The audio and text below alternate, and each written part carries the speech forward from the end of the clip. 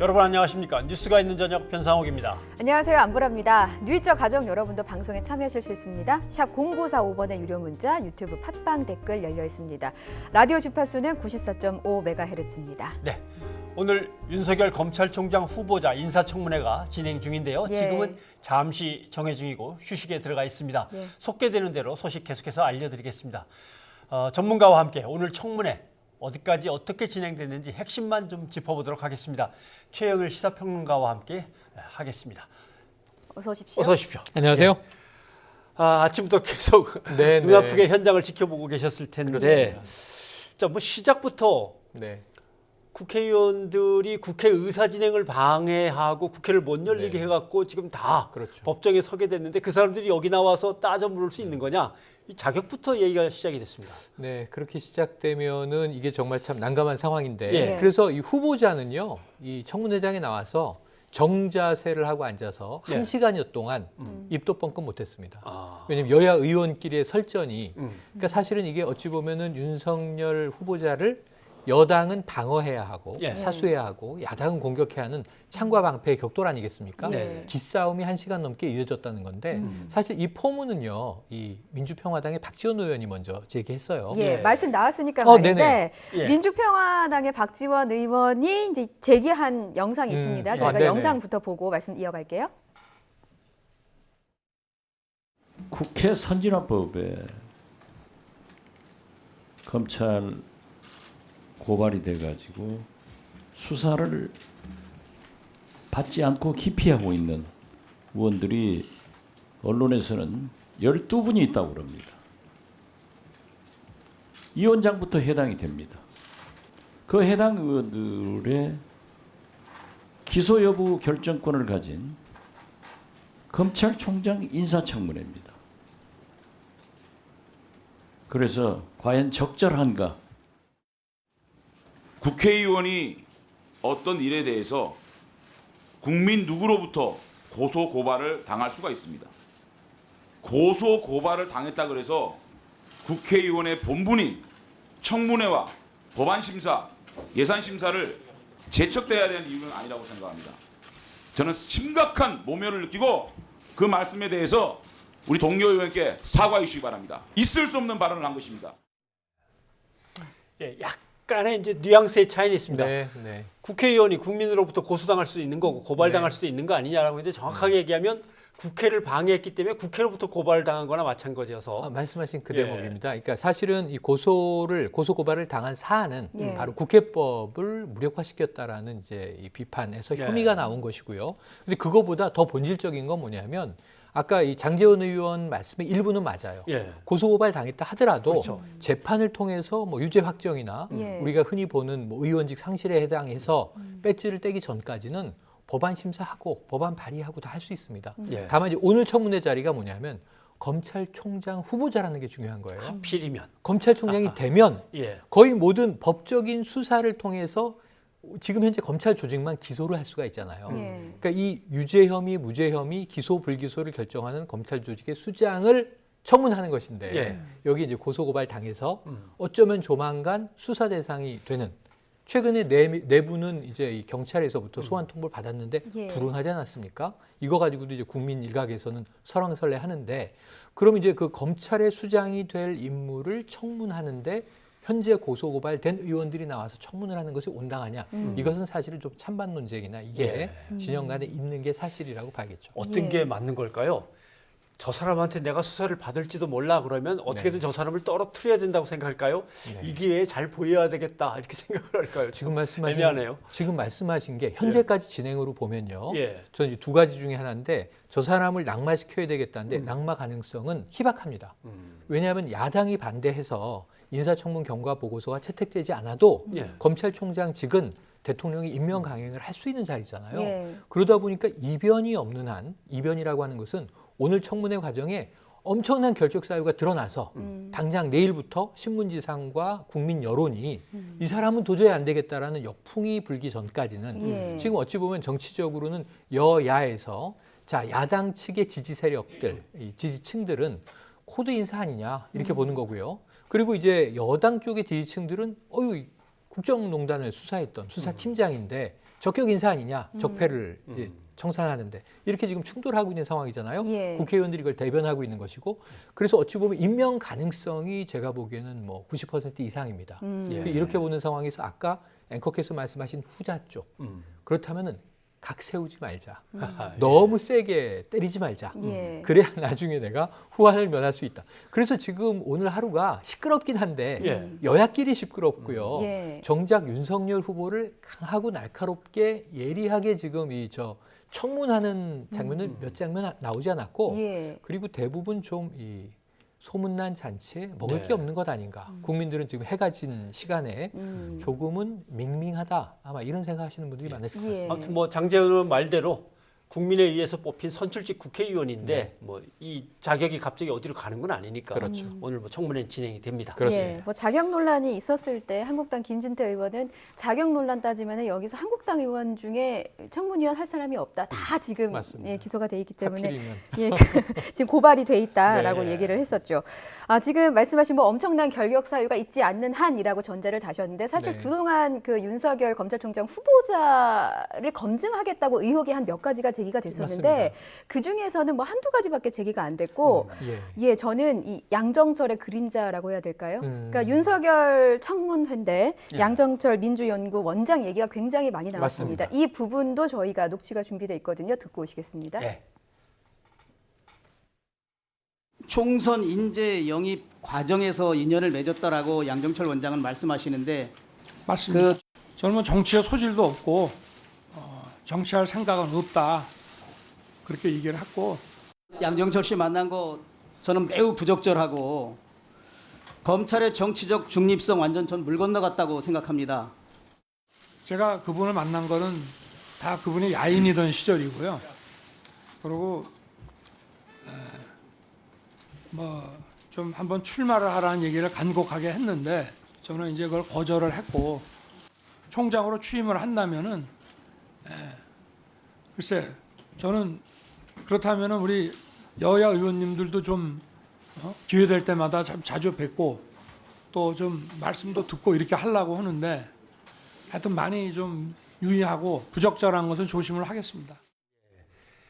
결국 정치인을 만나는 것 자체가 검찰총장이 모두 다 정치적 중립의 문제가 되는 건 아니지 않느냐라고 그렇죠. 하면서 여당 의원, 야당 의원도 이제 네. 골고루 다 만나겠다라고 하면서 이제 빠져나가는군요. 맞습니다. 그리고 뭐 그건 굉장히 합리적인 대응이라고 봐요. 예. 그리고 또 하나는 저는 제가 놀란 대목은 쿨하게 양정철 현재는 민주연구원장입니다만 예. 어찌 보면 이제 집권 여당의 핵심적인 싱크탱크의 수장인데 그렇죠. 지금 문제는 2015년에 만났다는 거예요.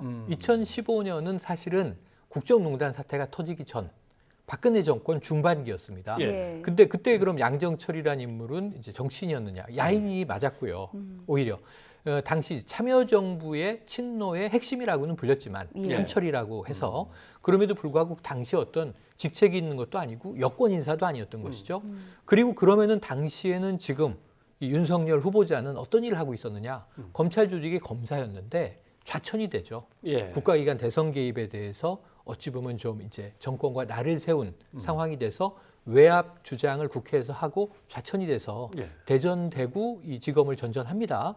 그 시절에 만난 거거든요. 그 사실상 이 현직 검사이긴 하지만 두 사람 다 뭐 야인 상황이었다라고 해도 과언이 아니고 그때 이 왜 그러면은 양정철 현 원장이 당시에 출마를 강력하게 권유했겠느냐? 당시에 민주당이 야당이었을 때고요. 예. 2016년이 기억하시겠지만 총선이죠. 총선이죠. 예. 참신한 인물인데 음. 민주당 입장에서는 강직한 검사 이미지 저런 인물이 좀 영입됐으면 좋겠네 해서 인재 영입을 한 것 같고 진지하게 실제로 총선 출마를 권유한 것 같습니다. 예. 간곡하게 권유했다는 표현도 나왔어요. 예. 하지만 쿨하게 인정을 하죠. 네. 권유받은 건 사실인데 내가 정치에 소질이 없다. 음. 그래서 난 정치할 사람은 아니라고 판단을 했고 간곡한 권유를 간곡하게 거절했다.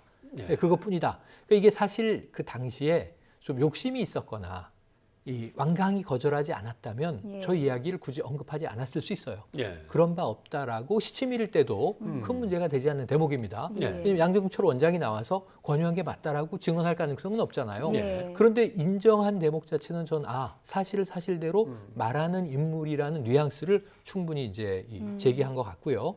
그리고 결국 정치 제의는 받았지만 자신은 거절했고 양정철 원장은 그 당시에는 여권도 아니었고 실세도 아니었던 야인 시절에 만난 것이 맞다라고 인정을 해서 예. 지금 이 검찰의 정치적 중립을 걱정하는 입장에서는 예. 저 외에 그러니까 문재인 정부로 들어와서 양정철 원장이 지금 당내의 핵심으로 등극을 해서 예. 이 시점에 뭔가 뭐 만났다든가 예. 밀담이 왔다든가 했다면은 아마 좀 이제 문제가 될 수 있겠습니다만 일단 2015년의 문제는 큰 문제가 뭐 검찰의 중립성에 대한 훼손 여기까지 나가기는 어려울 것 같습니다. 예. 자, 앞서 뭐 윤석열 후보자와 관련해서 뭐 여러 가지 좀 네네. 야당이 송곳 검증을 벼르는 몇 가지 쟁점이 있었다고 제가 앞서 맞습니다. 언급을 네. 해드렸는데 그 중에 하나가 용산 세무서장의 뇌물사건 개입 의혹입니다. 네, 그렇죠. 윤우진이라는 네, 이름이 맞습니다. 오늘 상당히 많은 시간 할애돼서 나왔던 부분이에요. 이 핵심 쟁점이 무엇인지 어떤 이야기가 오고 갔는지도 녹취가 준비됐습니다. 듣고 오시겠습니다. 윤우진 씨와 골프를 친 사실이 있었나요? 한두 번 있었던 거로 기억이 됩니다. 한두 번? 네. 그 언제쯤 쳤습니까? 제가 2010년에 중수 이과장 온 이후로는 골프를 거의 치지 않았기 때문에 아마 그 전이라고 기억이 됩니다. 윤우진 씨와 함께 후배 검사들을 데리고 가서 그 용산에 있는 캐피탈 호텔 일식당에서 저녁 식사 함께 하고 고급 양주 함께 마신 사실이 있습니까? 그런 거는 없는 거로 기억이 됩니다. 없는 거로 기억한다는 거는 아닙니다. 제가 윤석열다운 답변은 아닌 걸로 보이는 거예요. 제가 1년에 한두 번 윤대진 검사 형인 그 윤우진 서장을 만나서 식사한 거는 맞는데요. 그리고 캐피탈 호텔 그 일식당도 제가 가본 기억이 납니다. 점심시간에. 그런데 거기서 무슨 고급 양주 먹고, 저는 원래 양주를 잘 안 먹습니다만은 거기서 무슨 고급 양주 먹고 이렇게 저녁 식사를 과하게 한 기억은 전혀 없습니다. 예. 지금 뭐 하루 종일 회사에 있다가 퇴근해서 네. 이제 TV 켜셨는데 윤우진이라는 이름이 누구지? 어떤 예. 인물이지? 네네네. 예, 좀 설명이 필요할 것 같습니다. 네네. 오늘 청문회 핵심 쟁점 중에 하나입니다. 예. 그러니까 양정철 원장과의 관계는 얘기했고요. 사실 이게 더 핵심이었어요. 예. 전 용산 세무서장입니다. 이 윤우진이라는 인물이. 예. 그런데 이제 뇌물 혐의를 받았어요. 예. 해외 도피를 한 인물입니다. 그러니까 법망을 피했죠. 그러니까 또 이제 세무서장이라는 특성도 그렇고 네. 예. 상당히 이제 어찌 보면은 이 권력형 중범죄자라고 볼 수 있겠는데 예. 당시에 이 실세 검사이던 이 후보자가 이 봐준 것 아니냐, 그 변호사 선임을 직접 챙기고 알선한 거 아니냐, 개입하거나 검찰 조직 내에서 영향력을 행사한 거 아니냐는 의혹을 야당으로부터 받은 거예요. 예. 거기에 대한 공방이 오가는 겁니다. 그런데 또 인정할 건 인정을 해요. 이 윤우진 그 전 용산 세무서장은 어떤 인물이냐면 검사의 형입니다. 예. 그 윤대진 검사가 지금 윤석열 후보자와 절친이라는 거예요. 그렇죠. 네, 절친의- 검찰 사이에서는 예, 뭐 형이에요. 대윤, 소윤 뭐 이렇게 맞습니다. 불리면서- 대윤 소윤 이렇게 예, 불렸다는 예. 거죠. 그런데 이제 그 절친의 형이니까 또 이제 검사 동료의 형이니까 1년에 한두 번 골프는 쳤다. 인정합니다. 예. 그런데 2010년 이후에는 골프를 치지 않았다. 이게 왜 명확하냐면 본인이 중수 이과장으로 보임이 이제 발령난 다음부터 골프를 접었다는 거예요. 아무래도 중앙 수사를 맡았으면 네, 대개는 네. 권력자들을 이제 수사하는 자리니까 그렇죠. 예. 그러니까 관계를 이제 끊을 수밖에 우리가 없는 거죠. 청와대 전 수사관 사건 때도 봤지만 골프를 치면 접대의 가능성이 매우 높아지죠. 예. 골프채를 후배에게 다 주고 자신은 현재 골프채가 없다. 2010년 이후에. 그러니까 그 이후에 사건이 터졌을 당시에는 나는 그와 골프를 친 사실이 없다. 그리고 이제 중요한 게 또 호텔에서 그 윤우진 전 세무서장과 함께 후배 검사들과 술판 벌인 거 아니냐 이런 예. 의혹이에요. 예. 이 캐피탈 호텔 일식당에서 고급 양주 먹지 않았느냐.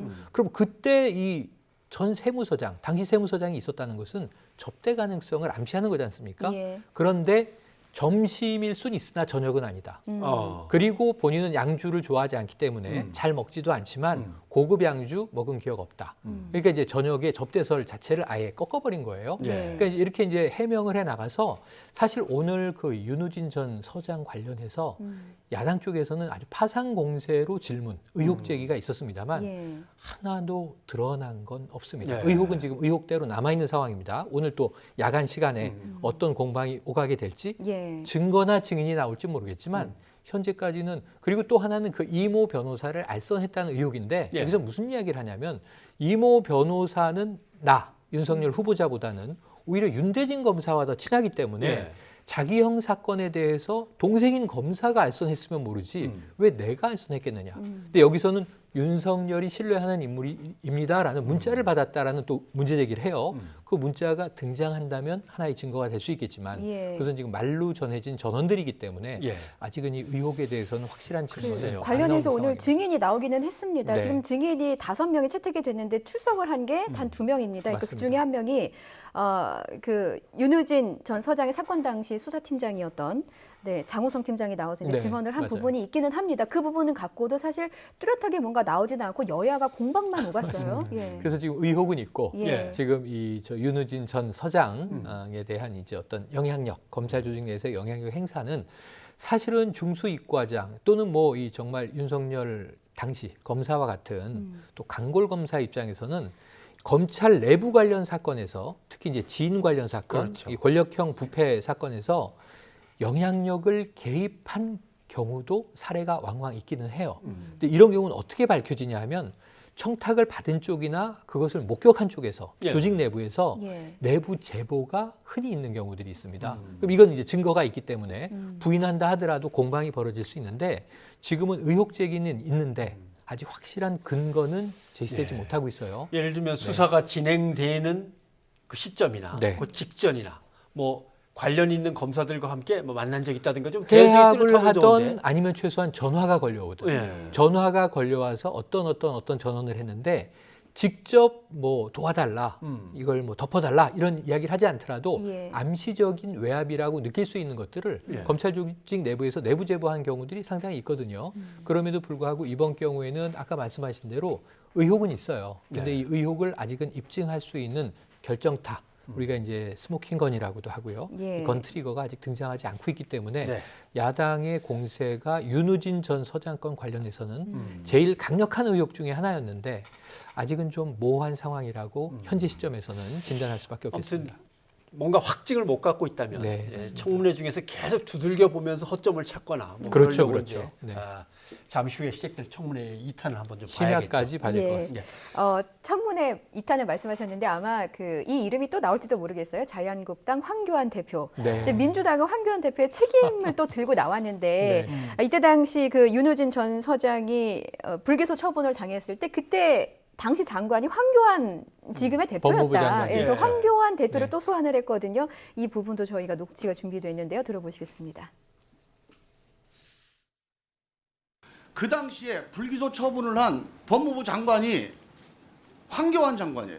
자, 그러면 왜 그 윤 전 서장을 불기소를 했는지, 아니 부장검사의 형인데 친형인데 전 그게 궁금하면 여기다가 황교안 장관 전 장관 증인을 불러야 됩니다.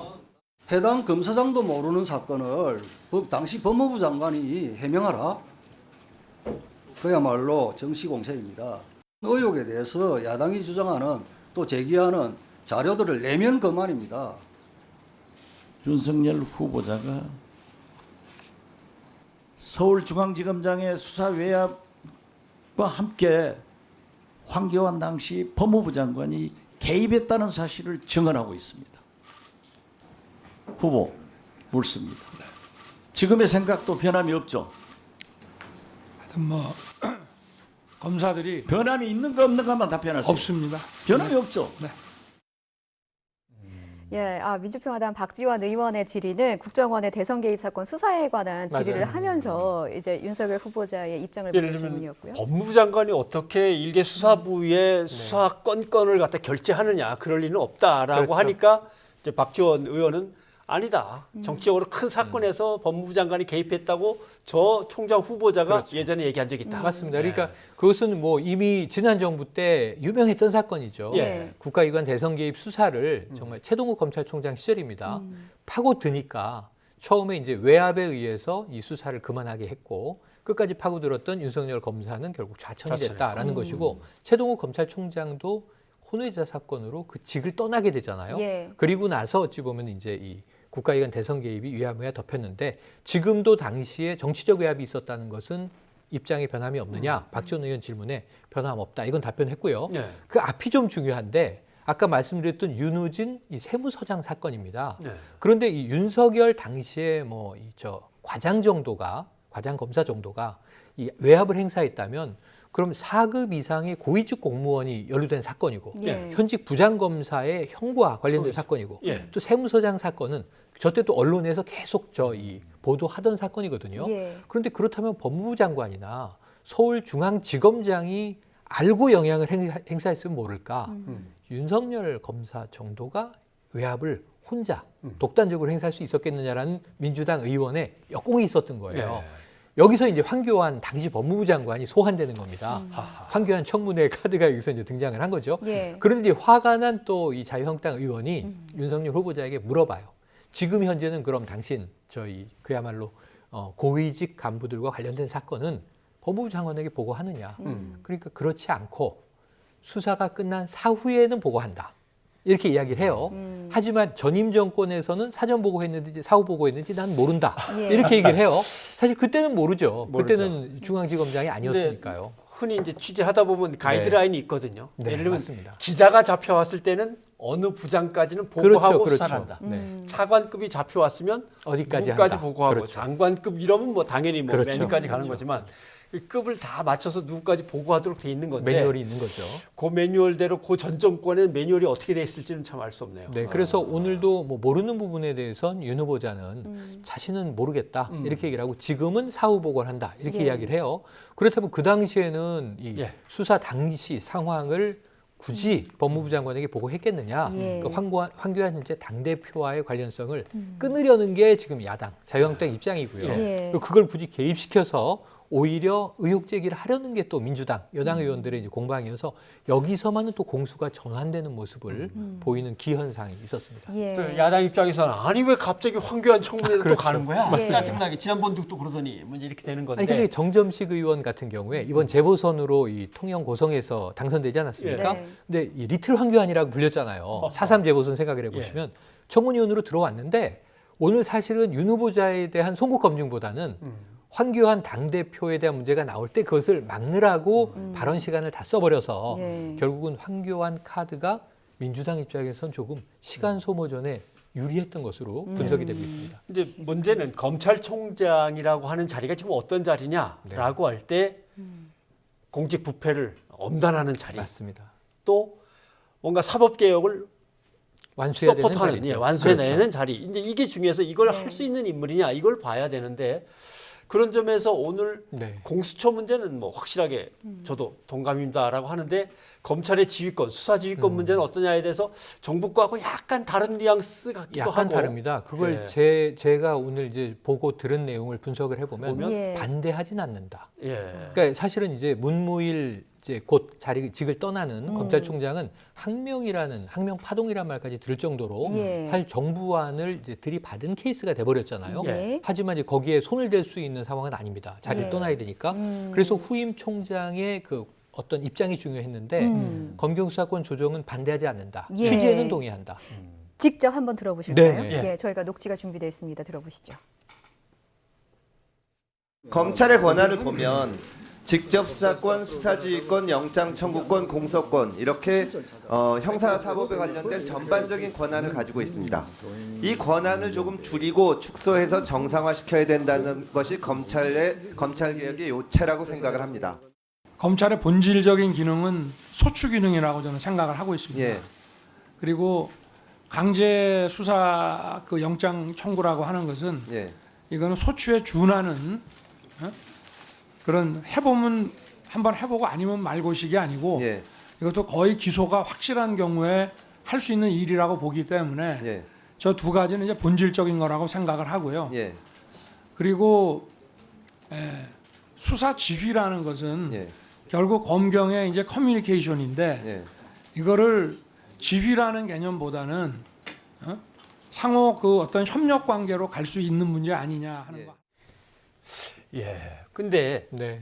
지휘라는 말과 커뮤니케이션이라는 말과 협력이라는 말은 이게 뭔가 층위가 좀 다른 것 같거든요. 맞습니다. 지금 저 해석하면 어떻게 그러니까 해석해야 지금 될까요? 말씀하신 대로 이 문무일 검찰총장은요 예. 수사 지휘권에 대해서 놓을 수 없다라는 입장이 좀 강경했어요. 예. 근데 약간 거기서는 이제 완화된 태도이기는 해요. 예. 그러니까 이제 검경 수사권 조정에서 검사가 굳이 경찰의 수사 지휘를 한다가 아니라 예. 지휘라는 표현을 협조라고 바꿔도 조금 더 어찌 보면 민주적인 수평적 관계로 전환할 수 있지 않겠느냐. 그래서 그게 저는 좋은 개념인 것 같아요. 검경 사이의 커뮤니케이션의 방식을 정한다. 근데 그것이 과거에 수직적이라고 느껴졌다면 예. 앞으로는 좀 수평적으로 가도 잘만 정립되면 나쁘진 않겠다. 하지만 여기서 또 이제 강골 검사의 원칙론이 나오기는 해요. 왜냐하면 소추, 기소에 대한 문제가 검찰 조직의 핵심이다. 그렇죠. 그러니까 이제 수사라고 하는 것은 이제 내사도 있고 조사도 있고 수사도 있지 않습니까? 그러니까 뭔가 범죄 혐의를 찾기 위해서 찔러보는 단계가 아니라 명확한 범죄 혐의가 드러난 상황이라면 그것은 검찰 조직에서만 형사 소추를 해서 재판에 회부하는 기소를 할 수 있다라는 입장. 이 병목은 검찰 조직이 놓기 어려운 것 아니냐. 다만 그 전 단계는 경찰과 좀 공조할 수 있는 지금까지의 좀 상황을 변화시킬 수 있다요. 그러니까 예. 제가 보기에는 이 정부의 안, 지금 현재 이 패스트트랙에 올라가 있죠. 예. 검경 수사권 조정 안과 문무일 검찰총장이 강하게 반대했던 이거 뭐 민주주의 원칙이 위배된다는 말까지 쓰지 예. 않았습니까? 예. 그 중간 절충점에 그렇네요. 지금 윤 후보자의 위치가 놓여 있는 것 같다. 그래서 앞으로는 이것이 진행된다면 입법부와 행정부 간에서 검찰총장의 입장이 조금 더 구체적으로 적극적으로 예. 개진되는 기회가 있지 않겠는가 예. 추정을 해봅니다. 예, 지금 인사청문회가 정회 중입니다. 이제 한 8시 그렇죠. 반 정도부터 다시 저녁 식사 속개될 시간이죠. 예정이라고 예. 하는데 지금 식사 중이신 것 같습니다. 네. 앞으로 좀 길게 오래 갈 것 같아서 시청자 여러분께서 앞으로 이제 청문회를 계속 보실 텐데 네. 앞으로 남아있는 관전 포인트를 짚어주신다면? 안 나온 숙제가 많아요. 예. 지금 언론 검증이라고 이미 이야기 된 것 중에 지금 하나는 아까 양정철 현 민주연구 원장과의 관계 예. 대략 해소된 것 같고요. 계속 이제 야당에서 공세할 가능성은 있습니다. 예. 그리고 이제 윤우진 전 이제 용산 세무서장과의 관계 이거 오늘 상당히 좀 의혹만 제기됐고 예. 이 뭐 하나 한 방이 없습니다. 예. 그럼 지금 뭐가 남아 있냐면 재산관계 문제가 남아 있습니다. 재산. 예예. 예. 왜냐하면 이제 이 부인의 축제 의혹을 제기할 것이다. 예. 그건 사실은 지금 재산이 60억이 넘는 걸로 신고가 돼 있는데 90% 가량이 아내의 재산이고요. 예. 또 결혼한 지가 오래되지 않았어요. 아내는 이제 이 문화 벤처 분야에서 아주 잘 나가는 비즈니스를 하는 이제 사업가입니다. 예. 그러다 보니까 이 아내도 축제 과정에서 부를 일구는 과정에서 위법한 경우가 있지 않았느냐. 특히 비상장 기업에 대한 투자 이걸 지금 좀 주목해 보고 있는데 예. 아직까지 의혹만 좀 뭉게뭉게 제기됐지 여기도 한 방이 드러나지 않았어요. 예. 오후에 이 부분 그리고 이제 또 야당에서 예고한 것은 장모와 관련된 건이 있다라고 이야기했는데 예. 이것도 오늘 나올 겨를이 없었습니다. 그러니까 처음에는 너무 기싸움만 했고요. 1시간 반 예, 동안. 예. 그러니까 지금 어찌 보면 윤 후보자는 중간에서 좌불안석이고 예. 여야 의원들끼리 서로 대리전을 하고 있는데 한쪽은 윤 후보자에 대한 이제 방탄 역할을 네. 민주당 의원들이 하고 있지만 또 황교안 카드가 종종 등장하고 있기 때문에 좀 아마 저녁 식사 시간 이후에는 윤 후보자의 재산 관계라든가 가족 관계와 관련된 의혹들이 나올 것으로 전망은 해보는데 자, 확실한 한 방이 있을지는 네. 아직 저도 줄 확신은 없습니다. 일단 식사하고 각 당별로 이제 전략을 이제 점검하겠죠. 예. 지금 이제 보다. 중간 예. 아마 타임아웃을 타임아웃을 최대한 하고 활용할 전략 겁니다. 점검한 다음에 이제 전술적으로 누가 뭘 맞고 누가 뭘 맞고 네. 한번 안을 짜가지고 나올 텐데 뭐 그건 잠시 후에 한번 저희 YTN을 통해서 계속 보시면 되겠습니다. 자정 넘어까지 갈 가능성이 있는데요. 네. 이제 내일 또 출근해야 되는 평일 우리 국민 시청자들은 피곤합니다. 예. 그러니까 야간 시간에는 굉장히 좀 임팩트 있게 해주셨으면 좋겠는데 지리한 정쟁은 좀 자중하시고 예. 핵심 논점을 파헤치는데 집중해 달라 이런 요청은 드리고 싶네요. 네. 네, 알겠습니다. 최영일 평론가 오늘 고맙습니다. 고맙습니다. 고맙습니다.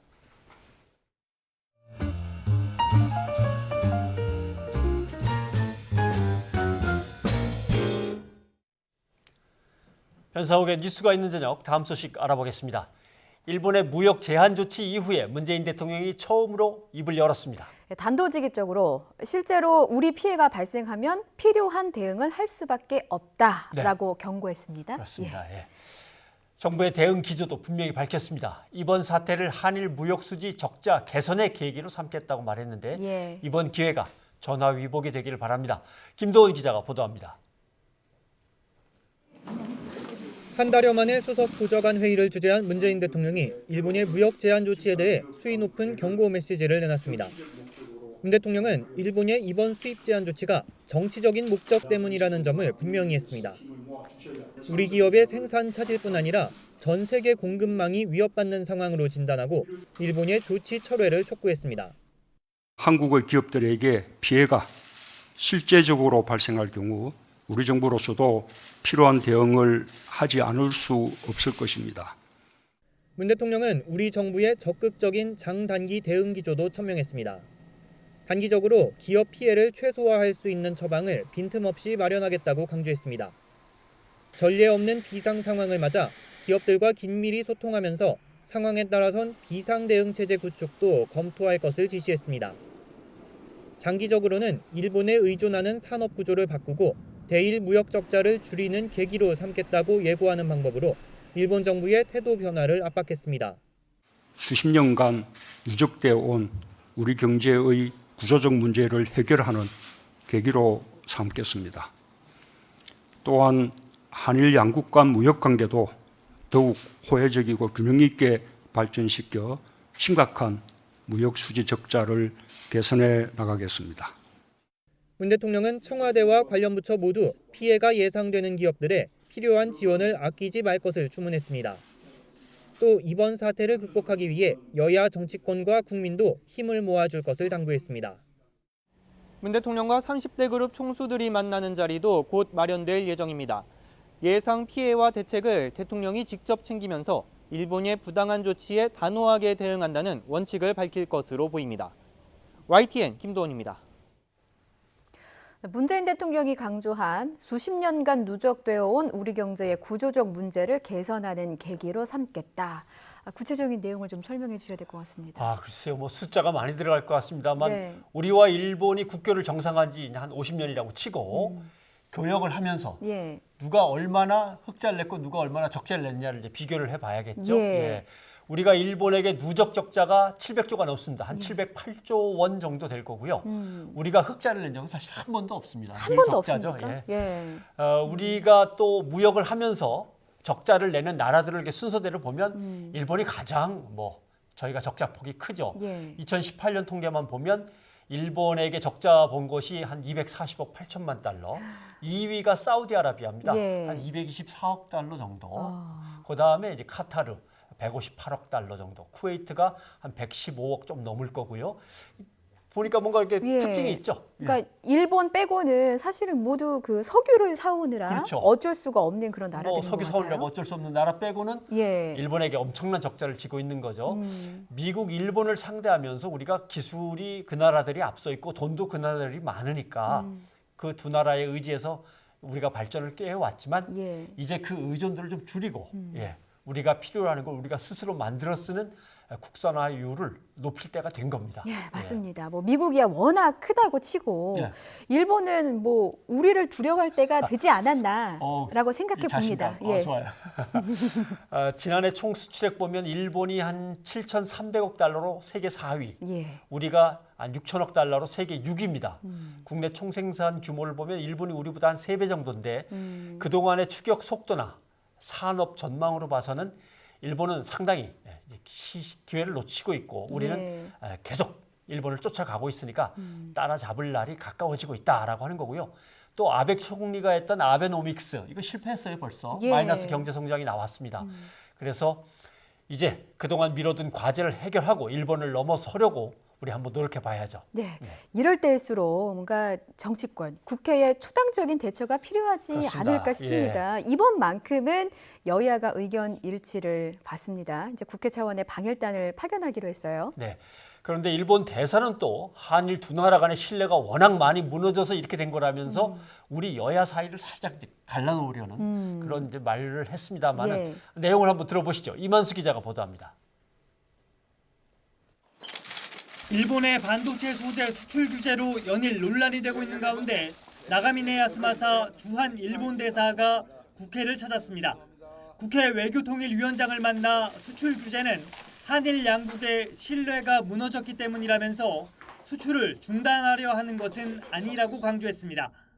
강제징용 배상 판결에 대한 건 아니다라고 얘기하고 일단은 한일 간의 신뢰관계가 현격하게 훼손되었기 때문에 우리 정부가 제안한 양국 기업이 기금을 조성하는 안에 대해서는 반대 입장을 분명히 했고 거꾸로 일본이 제시한 제3국을 통한 중재는 적극적인 협조를 당부했습니다. 이처럼 한일 양국의 입장이 좁혀지지 않고 있는 가운데 여야 정치권은 국회 차원의 방일단을 파견해 적극적인 대응책을 찾아보기로 했습니다. 긴급하게 국회 차원에서 초당적 외교를 전개하기로 합의를 했고요. 가급적 빠른 시기에 방위를 추진하기로 이렇게 합의했습니다. 또 일본의 경제 보복 철회를 위한 결의안을 각 당이 준비해 처리한다는 데도 뜻을 모았습니다. 오랜만에 여야가 함께 손을 맞잡았지만 궁극적인 해결 방안을 놓고는 여전히 시각차가 엇갈립니다. 아베 내각이 정치적 이익을 위해 자국민의 반감을 자극하고 이용하는 것은 대단히 무책임하고 위험한 일입니다. 여당에서도 부랴부랴 특위를 만든다고 하는데 의병을 일으키자는 식의 감정적 주장을 내놓는 것은 바람직하지 않습니다. 한일 무역 갈등이 정점으로 치달으면서 불안감과 위기론이 확산하고 있는 가운데 여야 정치권이 돌파구를 뚫어낼 수 있을지 관심입니다. YTN 이만수입니다. 나가미네 야스마사 일본 대사가 말한 걸 좀 짚어봐야겠어요. 두 나라 간의 신뢰관계가 현격히 훼손됐다. 이건 어떤 의미입니까? 일본이 평화헌법의 제약을 이제 부수고 예. 군사 강국으로서 부활을 꿈꾸고 있다는 건 지난 시간에도 말씀을 한번 드린 거고요. 네. 그게 순조롭게 진행이 되려면 북한이 도와줘야 됩니다. 북한이 말썽을 계속 부리고 예. 동아시아 쪽에서 뭔가 긴장감을 높이고 위협적이고 위험한 존재로 남아 있어야 되는 거죠. 예, 그리고 뭐 미국, 중국이 군사적으로 서로 뭐 으르릉 그러면 거릴수록 더 좋죠. 예, 예. 일본에는 힘이 더 실리고. 그럼요. 예. 그래서 일본이 어떤 군사 동맹을 강화하기 위해서 이명박 정부 때 시작해서 박근혜 정부에서 마무리된 게 있습니다. 공들여서 만든 건데 한일 군사정보 교류 협정 뭐 이런 것도 있었는데 이게 또 현 정부 들어와서는 흐지부지 돼버렸단 말이죠. 네. 또 북한과 미국은 한국의 중재 조정으로 자꾸 만나면서 의견을 조율하고 있고 이제는 중국까지 자기네도 숟가락 얹어 가겠다고 예. 또 발을 슬쩍 들이밀고 있고 이러니까 일본은 이제 완전 패싱으로 가고 있는 거죠. 일본 마음이 좀 다급해지는 대목이 아닐까 싶습니다. 예. 그래서 일본이 군사 대국화하는데 걸림돌은 당연히 또 하나가 있는데 그게 뭐냐면 과거에 저지른 자기들의 범죄가 있어요. 예. 세상이 다 하는 거 아닙니까? 그럼요. 역사에 기록돼 있으니까 일본 군국주의, 일본 군의 만행들이 남아 있습니다. 예. 그래서 이걸 적당히 이제 퉁치고 덮고 넘어가려고 하는데 예. 과거 일본이 저지른 짓을 끈질기게 국제사회에 환기시키면서 항의하는 나라가 있습니다. 바로 우리겠죠. 우리죠. 예, 예. 뭐 일본이 돈으로 뭐 적당히 끝내려고는 하지만 예. 우리는 현 정부 들어서 다시 뒤집어 버렸고요. 그렇죠. 또 일본은 사죄할 생각도 없는데 우리가 굽힐 수는 없는 노릇 아니겠습니까? 그렇습니다. 그런 점에서 한국과 일본 두 나라의 신뢰 관계는 이전 정권들하고 비교해서는 대사 말대로 현격히 훼손됐다. 이제 이런 표현이 나오는 거죠. 일본 대사가 그렇게 주장을 하는 겁니다. 예. 그리고 한국 정부를 이제 흔들어 보는 겁니다. 왜냐하면 한국의 보수 정치권은 과거사 문제로 더 이상 일본하고 충돌하는 거 좀 피하고 싶어하는 눈치가 보이거든요. 예. 그러니까 현 정권을 흔들어 보고 한국의 정치적인 변화도 기대해 보고 하는 그런 아마 속내가 깔려 있을 거라고 생각이 되는 거죠. 그렇군요. 이런 가운데 NHK가 이런 보도를 했습니다. 한국 측 대응에 변화가 없을 경우 일본이 추가 규제에 나설 것이다. 근데 우리가 무슨 대응을 해야 된다는 건가요? 글쎄요. 일본 정부는 계속 부적절한 사안이라고 지적하면서도 예. 그럼 구체적인 내용이 뭔데 그 부적절하다는 게? 라고 하면 또 얘기를 안 합니다. 함구하고 있습니다. 김원미 기자가 보도합니다. 일본 정부는 반도체와 디스플레이 3대 핵심 소재의 수출 규제와 관련해 한국 측에 원자재의 적절한 관리를 촉구할 생각이라고 NHK가 보도했습니다.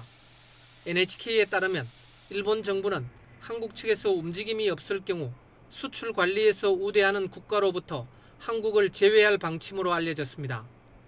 또 일본 정부는 규제 강화 대상을 일부 공작기계와 탄소 섬유 등 다른 수출 품목으로 확대할 수밖에 없다며 한국 측의 대응을 신중하게 지켜보기로 했다고 전했습니다. 이와 관련해 일본 정부는 한국에 대한 수출 규제의 이유로 부적절한 사안이 있었다고 또다시 거론하면서도 구체적인 내용은 여전히 밝히지 않았습니다. 니시무라 부장관은 구체적 내용에는 코멘트를 삼가고 싶지만 한국과의 사이에서 수출 관리를 둘러싸고 최소한 3년 이상 충분한 의사소통과 의견 교환이 이루어지지 않고 있다는 점이 배경에 있는 것도 사실이라고 말했습니다. 이런 가운데 우리나라의 한 시민단체 대표가 경제산업성 청사 앞에서 한국 때리기로 선거 승리하려는 아베 정권 한일 평화연대로 막아내자며 1인 시위를 벌였습니다. YTN 김원배입니다.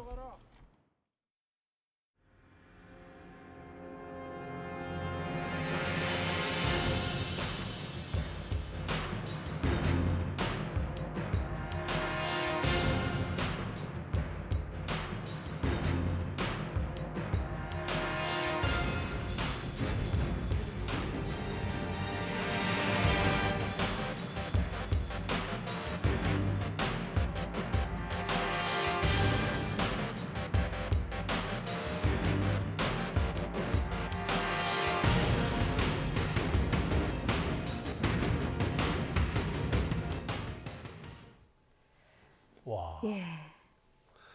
예, 브리핑 있는 저녁 시간입니다. 오늘 일어난 중요한 사건 사고 소식 이연아 기자와 함께 알아보는 시간이죠. 어서 오십시오. 안녕하십니까. 예. 영상을 봤는데 저게 뭐예요? 네, 제가 역으로 앵커들께 질문하겠습니다. 네. 앞서 보신 영상 3가지 사건입니다. 예. 공통점이 뭘까요? 갑질이요. 그러네요. 예. 누가 봐도 갑질, 직장 내 그렇죠. 폭행. 뭐 때린 거, 그다음에 네. 막 집어 던진 거 뭘 해왔는데 예. 그다음에 마지막은 아마 장기자랑 시간에 저런 걸 강요했던 그 영상이죠. 예, 간호사들에게 저런 강요했던. 맞습니다. 정답입니다. 바로 직장에서 벌어지는 갑질의 대표적인 사건인데요. 오늘 그거 관련해서 소식을 준비해봤습니다. 예.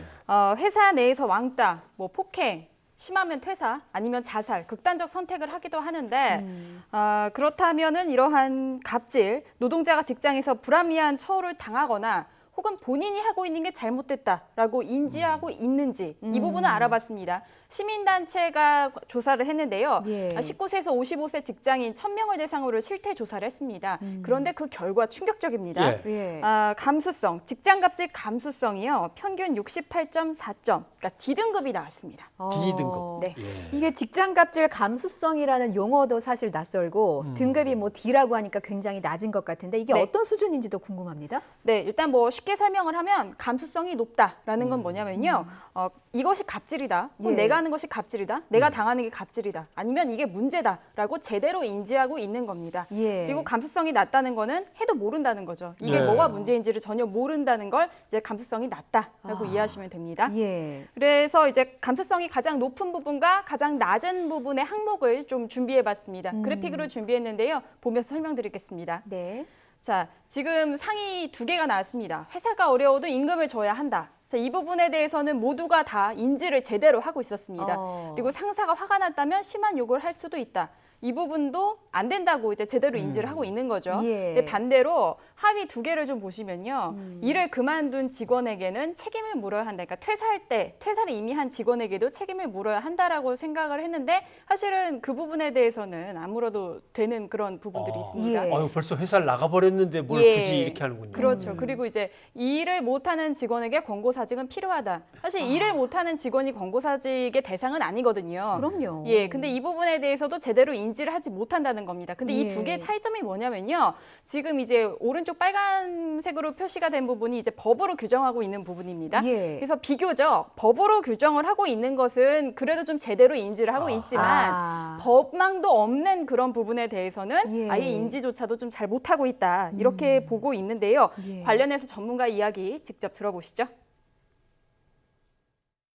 법률적으로 규율되고 있는 항목이 조직의 문화적 항목보다 한 6% 이상 갑질 감소성이 높게 나왔는데요. 그럼에도 불구하고 법률적 부분의 점수가 C예요. 그리고 조직 문화적 점수가 D고, 사실 법으로 규정되는 것을 그걸 안 지키면은 위법하다는 얘기이기 때문에 A가 나오는 게 정상이거든요. 그런 측면에서 보면 한국 사회에서는 직장 내 괴롭힘 문제, 갑질의 문제에 대해서 여전히 감수성이 상당히 떨어지고 있다라고 저희가 보고 있습니다. 네. 또 다른 항목들을 살펴보면 어떻습니까? 네, 그러니까 이번에 이 조사의 항목에 공통점이 있다면요. 예. 우리가 이제 입사를 해서 퇴사하기 전까지 모두가 다 적용되는 항목을 이제 그 조사 사항으로 넣었습니다. 네. 그래서 이번 결과에서 좀 가장 큰 차이를 보이는 항목 중 하나가 바로 직급별 차이입니다. 네. 관련해서도 좀 보면서 설명을 드리도록 하겠는데요. 일단 이제 원하는 때 연차 등 법정 휴가를 사용하지 못할 수 있다. 예. 그리고 또 다소 모욕적인 업무 지시도 때로는 필요하다. 이 두 가지 항목이 무슨 의미냐면은 예. 지금 보시면 이제 상위 관리자와 일반 사원 차이. 그러니까 이 이제 답변을 하는 그 직급이 총 5개입니다. 예. 상위 관리자가 돼 있고요. 그다음 중간 관리자, 실무자, 일반 사원, 기타. 총 5개의 직급이 있는데 이 직급별로 가장 큰 그 온도차를 보이는 항목에 대해서 지금 저렇게 표시를 해놓은 겁니다. 자, 그리고 이 직급별뿐만 아니라 예. 직장인들이 괴롭힘을 당했을 때 예. 어떻게 대응하는지 이 부분도 좀 우리가 살펴볼 필요가 있습니다. 네. 지금 보시면은 잘 모르거나 모른 척한다. 이게 65%로 가장 높습니다. 모르거나 모르는 척한다. 네, 오. 이거 지금 참고로 중복으로 답변할 수 있어서 지금 퍼센트가 예. 저렇게 나왔습니다. 예. 그리고 친구와 상의한다 51.7%, 그리고 심지어 퇴사 32.3%. 결국에는 말하지 못하거나 그렇죠. 혹은 내가 꾹 참고서 참고 네. 참다가 결국에 할 수 있는 내가 할 수 있는 선택은 퇴사. 네, 그렇습니다. 인터넷은요, 그냥 예. 인터넷으로 본인의 상황과 좀 유사한 것들이 있는지 찾아본다. 그 정도가 되고 개인적인 항의를 좀 보시면 48.8%로 절반도 안 되는 수치가 나왔습니다. 예. 그러니까 왜 이렇게 나왔는지 이 예. 조사 기관에서는요, 그 한국 사회 속에 이제 집단주의 그리고 또 일 중심, 회사 중심의 문화를 좀 반영한 결과가 아니냐 이렇게 분석을 하고 있습니다. 또 서열 문화. 뭔가 뭐 네. 나이나 뭐 직급에 따른 서열 그렇죠. 문화도 사실 굉장히 우리가 고쳐야 할 그런 네. 부분이 아닐까 싶습니다. 직장 내 괴롭힘 방지법이 16일부터 시행이 된다고요? 네, 근데 맞습니다. 시행이 되면 어떤 부분이 좀 달라질 것으로 보입니까? 아마도 지금 좀 보신 방금 전에 예. 보셨던 이 직장인이 괴롭힘을 당했을 때 어떻게 대처하는지가 약간은 변화를 할 수 있겠다라고 긍정적으로 볼 수 있는데 예. 사실 이 법이 시행되기 전에는 직장 내에서 이뤄진 폭력이라든지 아니면 부당 노동행위, 성희롱 등에 대해서는요 형법, 노조법 등을 근거로 이제 대응을 했어야 했습니다. 예. 예. 자, 그런데 이제 이 말씀드린 이 법이 있다면, 법이 시행이 된다면 일단 신고한 근로자에게 이 사용자가 불이익을 줄 수 없습니다. 그러니까 신고를 했다는 이유로 불이익을 당할 수 없고요. 예. 그리고 대책을 반드시 마련해야 합니다. 하지만 이 법에 허점은 있습니다. 예를 들어 이 괴롭힘을 직접적으로 가한 가해자에 대한 처벌은 없습니다. 사용자, 그러니까 그 사업주에 대한 처벌만 있는 상황이긴 한데요. 하지만 이제 그 사용자 측에서 좀 책임이 조금 더 현재보다는 더 가중되기 때문에 예. 네. 아마도 문화 변화는 기대가 된다라고 현장에서는 보고 있습니다. 네. 그럼 뭐 지속적으로 이런 얘기하면 안 된다, 이런 인식은 고쳐야 된다. 회사 차원에서 계속적으로 교육이 이루어져야 되는 거죠. 맞습니다. 그렇죠. 예. 예. 알겠습니다. 자, 이현아 기자, 다음 소식은 뭡니까? 네, 다음 소식은요. 구두를 만드는 재화공 분들이 있는데 예. 오늘 집단 삭발 시위가 있었습니다. 아. 네, 오늘 오전에 이 18명이 서울 여의도 정경련회관 앞에서 예. 이런 집단 삭발 시위가 있었는데요. 우선 현장의 목소리 직접 들어보시죠. 구두를 팔기 위해서는 백화점에 매장을 갖고 판매를 해야 됩니다. 홈쇼핑을 이용해서 판매를 해야 됩니다. 그런데 백화점 수수료가 38%입니다. 홈쇼핑 수수료가 41%입니다. 20여 년 전만 했어도 20% 불과했던 수수료가 40% 안팎으로 변화됐습니다. 하기에 현장은 근로기준법상의 노동자로 판결이 났음에도 불구하고 퇴직금을 받기는커녕 예. 정말 울분에 찬 외침인 것 같은데. 왜냐하면 예. 구두라고 하는 거는 자동화 공정을 통해서 생산될 수 없는 좀 특이한 제품이거든요. 그러니까 예. 다 손으로 해서 만드는데 그 손으로 만든 분들이 아무것도 가져갈 수 있는 게 없다는 말씀인 것 같아요. 예, 그러니까 수수료가 뭐 백화점 수수료가 38%, 홈쇼핑 수수료가 41%. 이게 어느 정도 상황이길래 이렇게 울분을 토하시는 겁니까? 네, 일단 취재를 해본 결과 재화공분들은 스스로를 직접 뭐라고 말씀하시냐면요. 예. 적게는 30년에서 50년 숙련 장인인데 처우는 노예에 가깝다라고 말하고 예. 있습니다. 이분들 현재 이제 집계되는 인원이 재화공 전국에 3천여 명 정도 되고요. 예. 연령은 60세 이상으로 상당히 고령화됐습니다. 아침 7시부터 밤 11시까지 하루 꼬박 16시간을 근무하는데 그렇다면은 이분들이 버는 돈은 얼마일까요? 백화점에서 이제 구두 한 켤레가 보통 30만 원 정도 소비자 가격으로 팔리고 있는데요. 만약에 이분들이 한 켤레를 판매했다고 할 때 받을 수 있는 공인비라고 하죠. 예. 한 켤레당 가격이 5,500원에서 7,000원 정도입니다. 소비자는 30만 원을 주고 사는데 네. 노동자들이 손에 쥐는 돈은 5,500원에서 7,000원이라는 말씀이신 거예요? 맞습니다. 그것도 몇십 년 된 장인이. 네, 그렇죠. 그래서 울분을 토하고 있는 건데요. 예. 관련해서도 현장의 목소리 직접 들어보시죠. 지난해 겨울에 신세계 스타필드에 입점해 계시던 점주분 한 분이 명절 다음 날 안타깝게 매장 안에서 스스로 목숨을 끊는 사건이 있었습니다. 저희가 매출 내역 받아보니 매출의 약 15% 정도만 점주가 가져가고 나머지는 모두 유통재벌의 스타필드 그리고 본사가 가져갔습니다. 그 일이 있고 나서 저희가 유통재벌들의 수수료 내역 공개해라. 과도한 유통 수수료 낮추자. 네. 그러니까 지금 저렇게 여러 가지로 제안을 했는데 결국엔 현재까지도 제대로 된 답변을 들은 적이 없다라고 예. 말을 하고 있는 거고요. 그러니까 결국에는 이 엄청난 수수료 때문에 재공뿐만 아니라 모든 사람들이 고통을 받고 있다라고 이야기를 하고 있는 겁니다. 예. 참 사정이 딱하네요. 예. 자, 그러면 네. 어떤 구조적인 문제가 있길래 상황이 여기까지 온 건지 한번 네. 그걸 좀 알아봐야 될 것 같습니다. 네, 시작은 IMF입니다. 예. 이 IMF 이후에 재화공의 상황이 완전히 변하게 됐는데요. 근로자로 인정을 받기 전과 후로 나눌 수가 있습니다. 그러니까 IMF 이후에 일단은 뭐 임금은 당연히 동결됐고 새로운 고용 시스템이 등장을 한 건데요. 예. 이게 바로 이제 소사장입니다. 그러니까 소사장 특수고용 노동자로 규정이 됐는데, 그러니까 뭐 이들이 이제 당시에 소사장제로 일하지 않으면 일감을 주지 않겠다. 라고 강요를 당했다. 그래서 고용 형태가 어쩔 수 없이 변했다라고 말을 하고 있습니다. 근데 좀 용어가 생소하실 수도 있는데, 그러니까 이 소사장으로 되면 어떤 게 좀 달라지냐면요. 쉽게 말해 근로자였을 때 이제 4대 보험이나 퇴직금, 뭐 최저임금 이런 게 모든 게 적용이 받았다면 소사장으로 됐을 경우는 이 모든 게 적용받지 않게 되는 겁니다. 예. 관련해서 고용 형태도 그래픽으로 좀 보면서 설명드리도록 하겠습니다. 그러니까 쉽게 말해서 자영업자가 되는 것인 맞습니다. 거죠? 네. 그래서 지금 보시면요. 가장 최상층에 이제 대형 유통업체가 있습니다. 예. 여기에는 백화점과 TV 홈쇼핑이 있고요. 그리고 원청업체가 있습니다. 원청업체가 바로 이 유통업체에 납품하는 곳입니다. 예. 그리고 아래 하청업체가 있고요. 그다음 가장 아랫부분에 보시면 이제 재화공, 재화 노동자분들이 계십니다. 하청업체의 노동자가 아니라 예, 그렇습니다. 따로 소사장제로 근데 나와 사실상 재하청을 받는 분들이 되는 거고요. 이분들이 이제 만드는 구두가 그 소비자들이 신게 되는 거죠. 그래서 이제 이런 구조이기 때문에 재화공들이 일감을 얻기 위해서는 사실 어떤 불합리한 계약과 대우도 감수할 수밖에 없는 구조다라고 전문가들은 보고 있습니다. 관련해서 전문가 이야기 직접 들어보시죠. 형식적으로 위탁계약을 하였다는 이유로 사용자의 지휘 감독을 받고 있는 재공들이 근로자성을 인정받지 못하여 근로기준법상 최저임금도 받지 못하는 상황이 계속된다면 결국 사업주가 근로기준법의 사각지대를 이용할 수 있도록 도와주는 꼴이 되는 겁니다.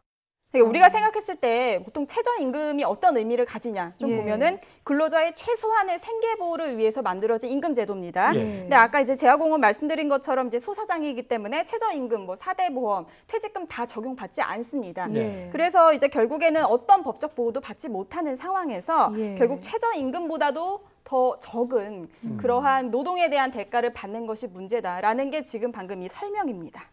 50년, 뭐 길게는 50년 가까이 숙련된 일꾼 노동자임에도 불구하고 퇴직금조차 받지 못하신다는 현실이 참 마음이 아픈데 이게 네. 해법은 없는 겁니까?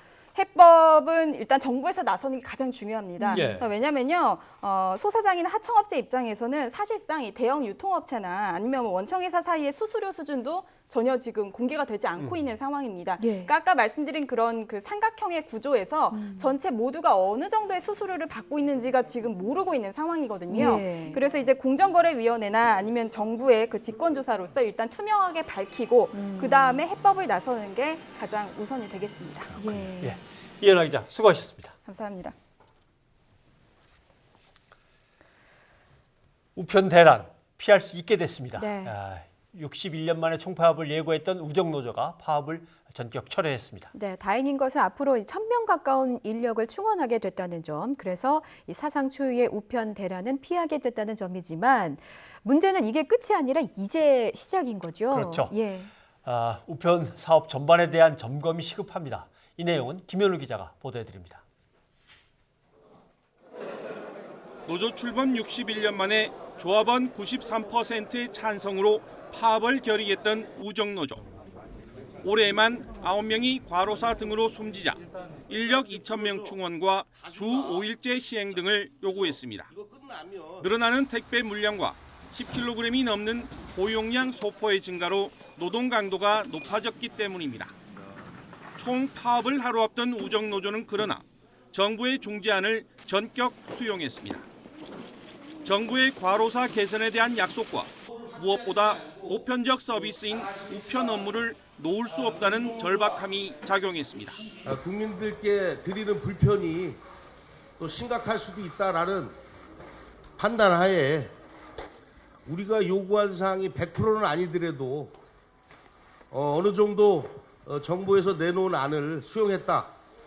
중재안에는 위탁 배달원 750명과 집배원 200여 명 등 모두 1,000명 가까운 인력을 증원하는 내용이 담겼습니다.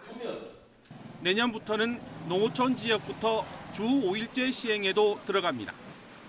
주 5일제 확대 시행을 위해 정부와 함께 사회적 합의기구를 구성해 추가 해법을 찾기로 했습니다.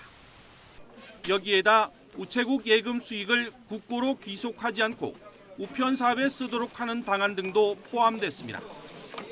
우정사업본부 노사가 극적으로 중재안에 합의하면서 61년 만에 첫 파업이라는 파국은 일단 피했습니다.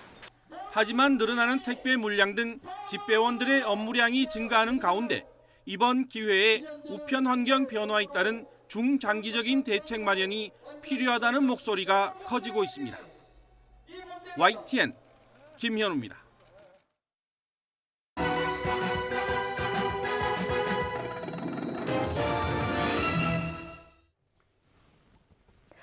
인터넷을 달군 소식 종류 가리지 않고 다 모았습니다. 내 맘대로 탑3. 자, 오늘은 헛다리 탑3입니다.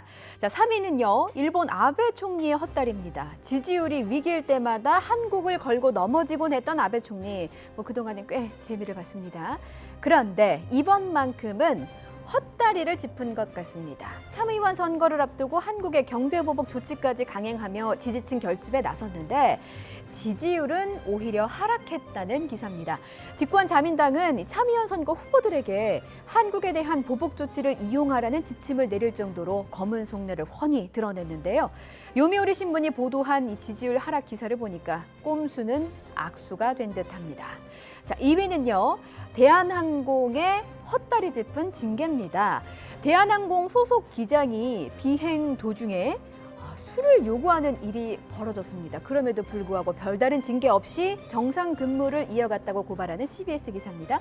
회사는 기장에게 구두 경고만 내렸고요. 기장의 이 거듭된 술 요구를 회사에 보고한 사무장만 강등 조치했습니다.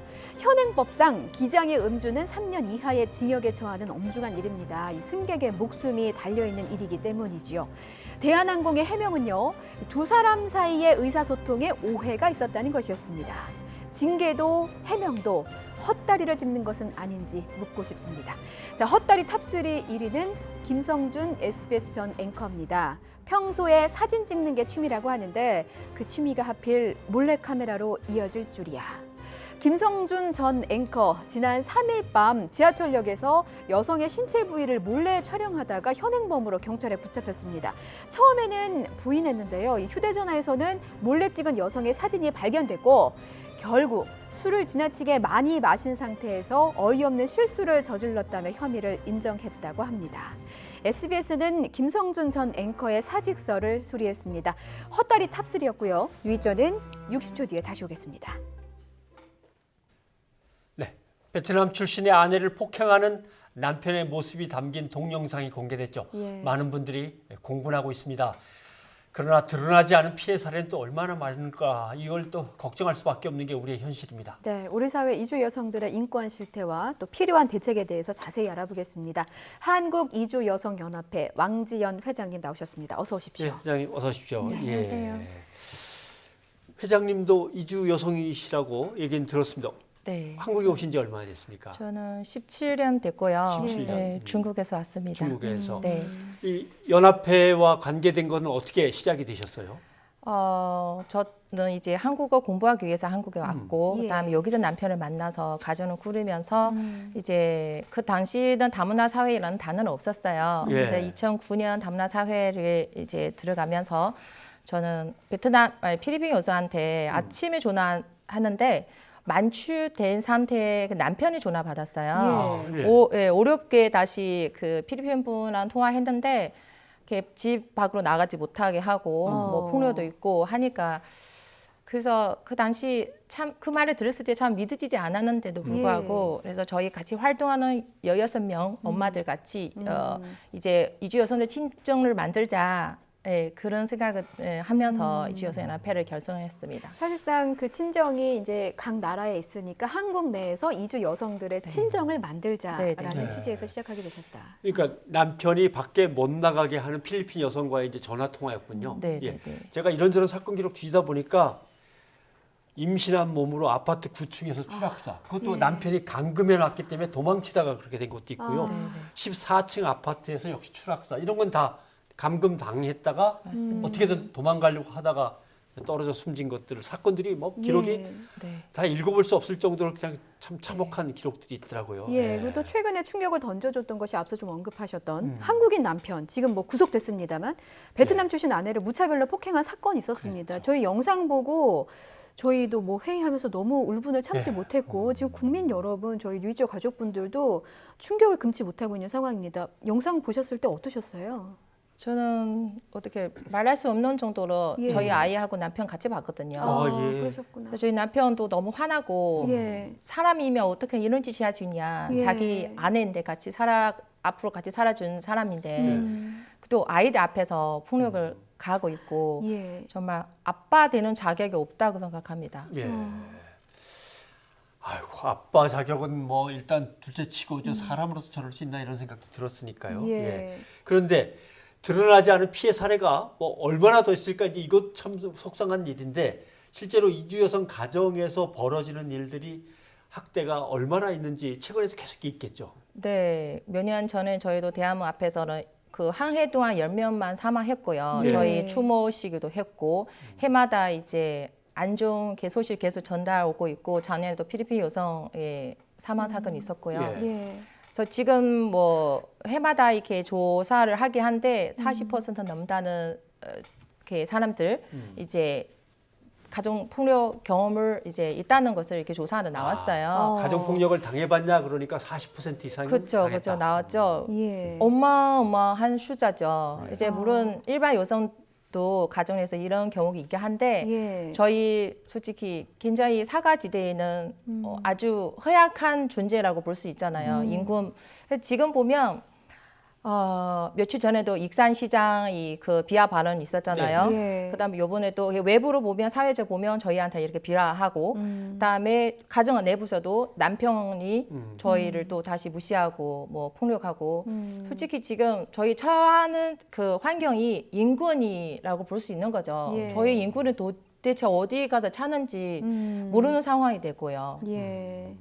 인권과 법의 사각지대에 놓여 있다는 그런 상황 말씀해 주셨고, 수치를 보니까 10명 중에 4명은 지금 가정 폭력을 경험하고 있는 상황입니다. 이주 여성 중에서요. 지금 저희 시청자 여러분의 문자도 좀 들어왔는데 2236님께서 아이 앞에서 베트남 안의 폭행은 국제 망신이다. 결혼 이주 여성에 대해서도 관심이 필요하다. 이런 의견들을 주셨습니다. 이주 여성을 대상으로 이런 폭행이 끊이지 않는 이유에 대해서는 뭐라고 분석하고 계십니까? 일단 신고 자체는 저희는 못하고 있어요. 이제 못하는 이유가 몇 가지 있는데 첫 번째 한국에 입국한 지 얼마 안 되신 분들 한국어 안 되니까 이제 경찰에 신고하면 또 의사소통이 안 돼서 해결이 안 되고요. 또는 의사소통 되신 분이 신고를 해도 이제 처벌이 너무 약해서 솔직히 한 사람 바라보고 왔잖아요. 본국의 생활보다 더 나은 환경에서 살려고 하는데 여기 와서 아이를 낳고 뿌리를 내리고 그런데 남편한테 항상 기대가 커져. 이번에 그냥 당했으니까 다음에 안 그러겠다 이런 기대도 많고 그리고 아이도 있으니까 설사 뭐 나중에 그 이혼하더라도 체류 문제 있을 수도 있고 자녀 양육권 문제도 있을 수 있고 그래서 무엇보다 이제 신고 문제보다는 뒤에 있는 문제. 지금 저희도 가장 걱정되는 게 이제 이 남편분이 이제 구속이 됐잖아요. 처벌이 어떻게 나올지 모르겠지만 또 이 사건에 베트남 여성하고 아이가 앞으로 어떻게 살아가는지 그거 가장 큰 걱정이 됐거든요, 지금. 그러니까 인권 의식도 부족해서 때리지만 맞는 입장에서는 그 다음에 뭐 신고를 한다 하더라도 뭘 어떻게 해야 될지 당장 아이와 함께 먹고 살아야 되는 문제도 있고 맞습니다. 남편이 또 돌아오면 또 그 얼굴 봐야 되고 처벌이 너무 약해서 솔직히 호소하고 싶은 저도 여성이지만 이게 다문화 외국인 떠나서 모든 여성들한테 가정폭력을 가했을 때는 그 처벌이 좀 엄격하게 했으면 좋겠어요. 너무 약해요. 처벌이 어느 정도인가요, 실제로? 그 벌금형을 나오는 게 저희 많이 들었어요. 그간의 싸움이니까 네네네. 그래서 오늘도 경제적인 이게 넉넉하지 않은 상태에서 또 벌금을 내야 되는 상태에서 그러면 이제 신고 철회하는 경우가 많고요. 그러면 이런 대책은 있어야겠다라고 생각하신 거 중요한 거 몇 가지만 딱 집어서 얘기를 해주시죠. 일단 국제 결혼 이제 정부에서 나서서 어떤 결혼을 대해 뭐 강제적으로 교육하거나 그럴 때는 뭐 인권 침해라고 할 수 있지만 근데 이거 상태는 좀 다른 점에 보셔야 될 것 같고요.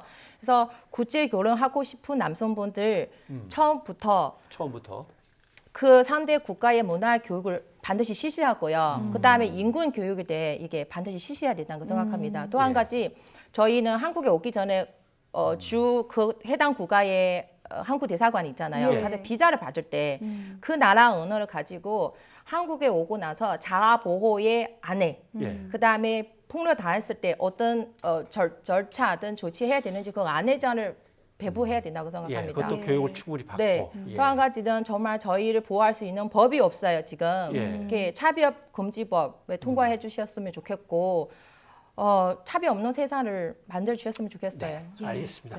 오늘 왕 회장님 도움 말씀 고맙습니다. 고맙습니다. 감사합니다. 네, 저희 샵 0945번의 유료 문자 유튜브 팟빵으로 누이적 가족 여러분의 의견 받았는데요. 좀 소개를 해드리겠습니다. 2369번님이 조선 초기에 황희정승이 재림해야 이 나라가 잘 될까요? 아마 깨끗한 관리들, 좋은 관리들이 많이 나와야겠다 이런 뜻인 것 같습니다. 또 일본의 경제 보복 조치와 관련해서 많은 의견 주셨는데요. 2369님의 경우는 비 오는 날 폴란드에서 무릎 꿇고 진심 어린 사죄를 한 서독의 빌리 브란트 수상, 일본은 본받길 바란다 라는 일침. 그리고 8897님, 세계는 실타래 같이 엮여 있어서 한두 가지 재료를 보호무역하면 서로 불편해지는 겁니다. 일본을 향해서 얘기해 주셨군요. 또 이현아 기자가 했던 브리핑에 있는 전역에 관련한 의견이 정말 많이 들어왔습니다. 직장 갑질 관련해서 2369님의 의견이 많이 들어왔네요. 갑질 계속하는 사람들 때문에 을은 갑갑합니다라고 하셨는데 지금 이현아 기자의 브리핑을 보면 을이 아니라 뭐 갑을 병 전까지 내려가는 그 수준이었던 것 같아요. 유튜브로 들어온 소식 한번 볼까요? 일밤님이 주신 거. 알밤님입니다. 알밤입니까? 재화 노동자분들 유통구조에 문제가 있습니다라고 써주셨네요. 산성 막걸리님의 경우는 그냥 착취다. 7,000원 장난합니까? 라고 물음을 주셨는데 노동자 스스로 노예라고 말할 정도니까 이 상황이 얼마나 심각하겠습니까? 그렇습니다. 자, 뉴스가 있는 저녁은 여기서 인사드리겠습니다. 저희는 내일 다시 찾아뵙겠습니다. 여러분 고맙습니다.